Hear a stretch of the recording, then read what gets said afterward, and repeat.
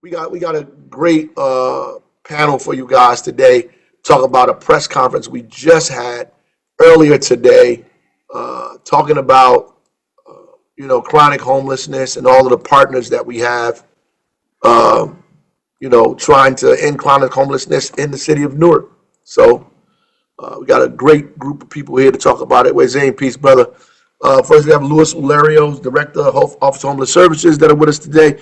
Richard Uniacki, that's how you say the name? I hope I said it right. It's close. Uniac. Okay, got it. Bridges, who's our number one partner in this town, man. Shalika, Leonard Spicer, the Director of the Housing Authority, CEO, person you call when there's problems.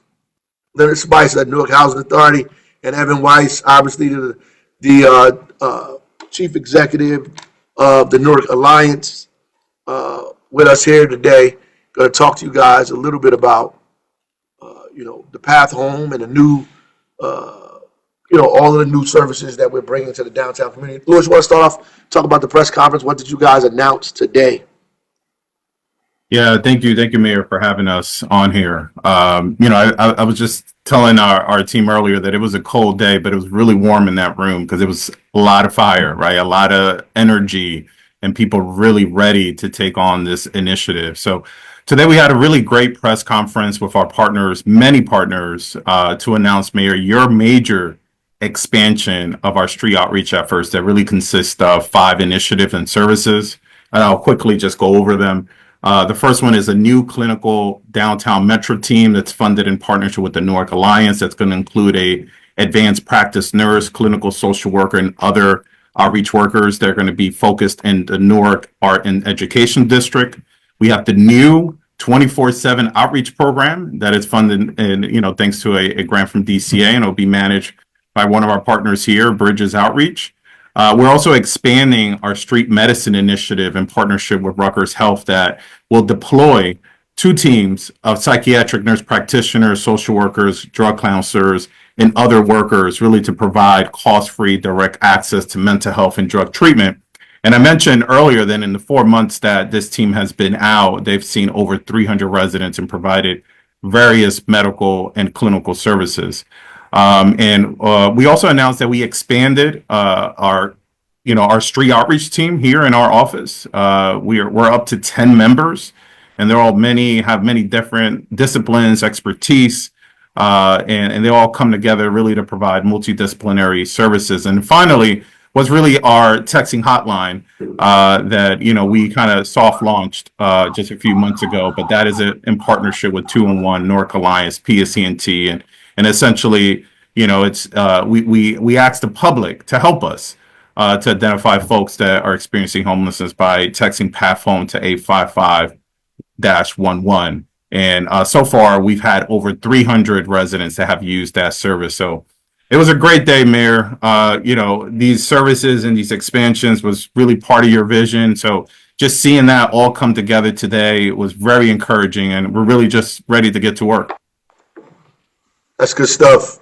Talking about some of these partnerships. Richard, you want to get on and talk a little bit about Bridges and how you guys help out here?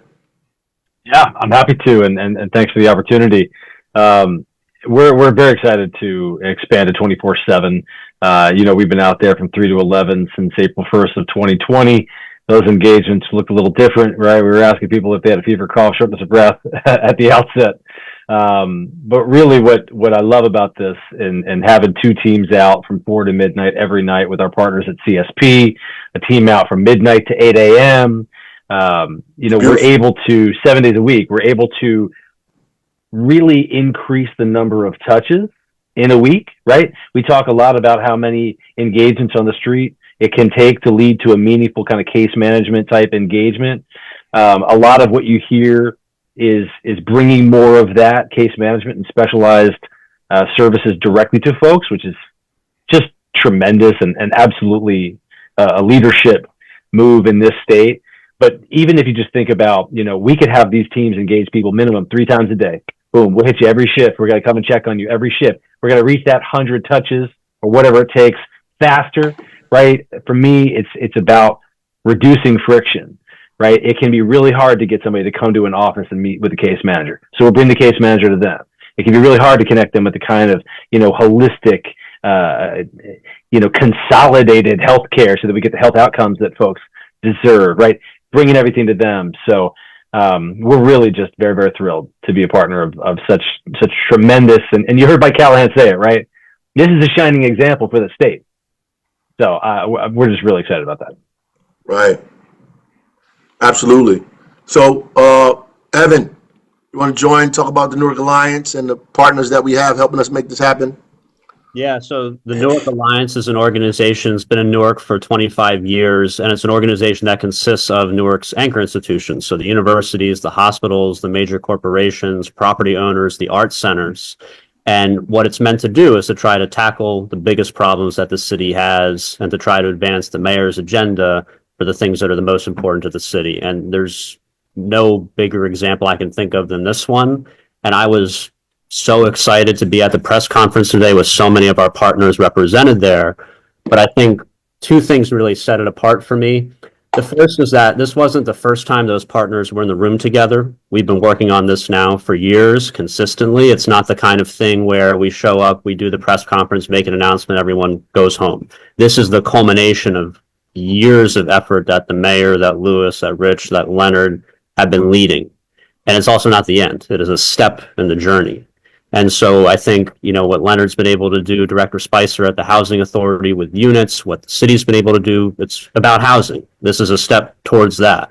And so seeing everyone from, Port Newark Container Terminal, Prudential, two major foundations, Barnabas, Rutgers, the fact that we have this many people, this many institutions part of this together who bring something special, some unique expertise to it, that's what's so compelling. And it's just something that this is considered a best practice, what Newark is doing. It's something that usually lives in a textbook or you might hear about it at a conference or something, but people don't do it in real life because it's hard. It's happening here. This is happening in real life. This is an example. This is something that other cities are going to look to deploy.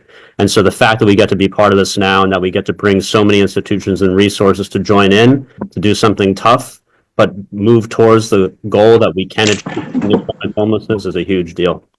Absolutely. And, the great thing is we're expanding the outreach teams, as you heard, to be 24 hours a day, 7 days a week. That's awesome. That's out there. We need folks in the community to help us help people that are on the street, that are living there. It's not enough for us to be yelling and screaming and fighting at each other. We need to be using our forces to figure out how to get people off the street. Leonard, you want to, good brother, talk to us about the Housing Authority, please? Sure. Hey, I appreciate the opportunity to meet and speak with everyone today. Hey, we're kind of the new kids on the block to this, right? We are one of the partners here that, like to say we're a humble landlord in the city of Newark. And we have some vacant units that we figured that could potentially help with this cause. And having some conversations with the mayor and some of the administration, we were able to figure out some ways that we could be active and part of this conversation, and that's what we're here to do.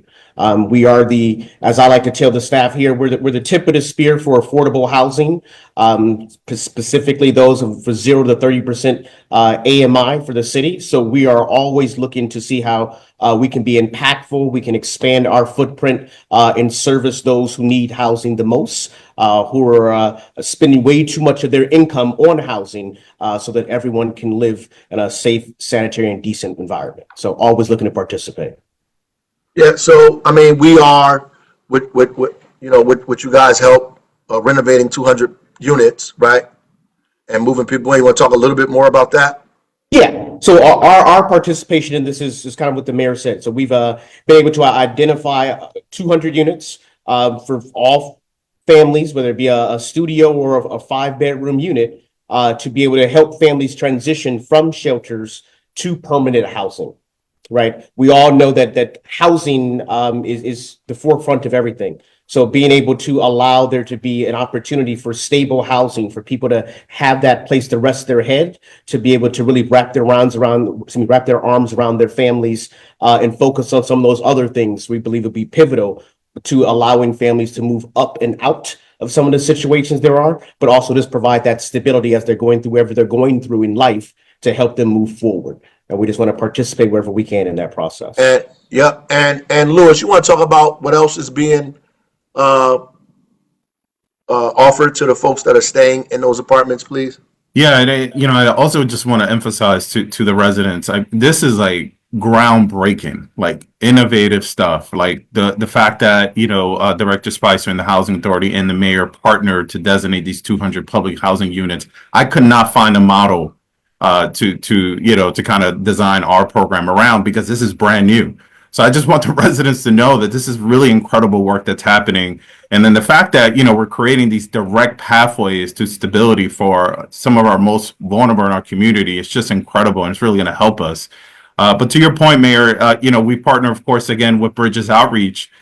Their resources and their staff and are going to be providing direct supportive services, including housing navigation, behavioral health counseling and treatment, financial assistance, and other services to help these individuals, right, to move on to the next step in their lives, because we have designated these units as transitional. So as folks kind of move in, the goal is to move them on to something more permanent or the next step in whatever their life takes them. And Bridges have signed up to provide support, including house visits, community meetings, and everything that's involved in providing stability. So Rich, you want to talk a little bit about those services? Sure, happy to. I mean, they're certainly essential. The prioritization here is on folks who are experiencing chronic homelessness. So that's not always a very easy transition. And that housing sustainment, case management support is absolutely essential. We all recognize that. And we have a tremendous team. I mean, we say Bridges Outreach, and that's in our name. But really our work is about preventing and ending experiences of homelessness, right? So we work with folks, meeting them on the street, meeting them in case management, helping them in that pre-tenancy, as Medicaid refers to it, right? Pre-tenancy work, housing navigation, and tenancy sustaining. And it's critically important that all of these families of all makeups are housed and thriving, right? However that is defined by them.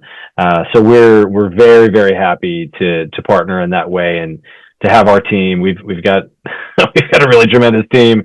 Brenda Meyer, a shout out, and her team are absolutely phenomenal and are the boots on the ground, working with every family to co-create that stable outcome. Yep. Beautiful. So how, Lewis, if somebody wants to help out with this, because there are some people who want to help. Everybody is not on here to, be seen. Some people actually want to help. So how do they help if they want to volunteer or get involved? Yeah, actually, I'm so glad you brought that up. So we are absolutely accepting donations for furniture. We also want to, really, create a really welcoming space. So we're looking for artwork, right? Appliances beyond, right, a refrigerator and a stove, which Director Spicer will be providing. But anything else, bedding, like we are all accepting that, because we have a lot of units that we're renovating, a lot of units that we're going to have to furnish as well. And we have some partners now, but we are looking for more partners. And, this is a great story. And if you want to get involved, this is really the right time to do that. And yeah, I mean, we're accepting all the help we can get. I want Right. to Thank you. Go ahead, Evan. If you work for NJ Transit, if you work for Prudential, if you work for Rutgers, let them know this matters to you. Let them know that you want this to be something your employer, or if you go to Rutgers, if you go to NPS, talk about this, because I think what makes this so powerful is all the people that we brought to the table who might not have been if people hadn't made this part of their story about something that we want to do together. So I think the power that you have to center this wherever you are, use it, because that's what's going to make this, so much more successful. It's keeping on making connections with people who might not think they had a role to play here, but really do. And so I'd encourage everyone to do that with the people in your life and your professional life as much as you can. It's a huge asset. Yep. And at the end of the day, where can people bring support? They're saying where can they bring it to? Yeah, They want to bring. Yeah. Yeah, I'm gonna give them just an email that we use for just general like inquiries. It's end homelessness at ci.newark.nj.us. Again, that's end homelessness at ci.newark.nj.us. So Louis, I have some, before I allow you to make your final thoughts, I have a thing. So we have been building hope villages in the city, right? Trying to put people in hope villages. Why are we now are we stopping building hope villages? Is it not working? Why are we going to the housing authority to do this too? Somebody obviously has a question about it. Yeah, we're actually doing it. We're actually doing both. Right. We are actually building the mayor's third iteration that we're calling Brazil in Hope. We have the land. We're securing the funding. We have an architect team that's working on the early concept of it. But the mayor saw this opportunity now, right? Like this was ready now, so we jumped on it immediately. Reached out to Director Spicer, and there was available units. I mean, we have no time to waste. So this resource was available now. We took advantage of that, and we're still going to pursue Resilient Hope. That is still a goal of the mayor, and it's something that we're aiming to do in this year. Right. I mean, instead of taking 12 months to wait, or 6 to 7 to 8 months, we could do this in a few weeks. We could start putting people. We've already moved out. We already moved like a dozen folks in or something like that. Yep. Into those units. So we want to keep doing that. So. Yep. Any last words, y'all? We getting late on the hour. Last words, anybody? I mean, for me, something I was thinking about this morning is, homelessness is a moving target, but when you have all of these great people aiming at the same target, right, that we're working together, we're bound to make progress. And Mayor, the culture that you've created around the city of collaboration, right? The fact in that room, we had folks from all level of government. We have private and public partners, a public safety director. And that's incredible. And to Evan's point, this is a case study that we need to elevate so other communities across, not just the state, across the United States can learn from. It's amazing to be a part of. I'm just thankful for everyone on this call as well for your support and for those who are listening as well.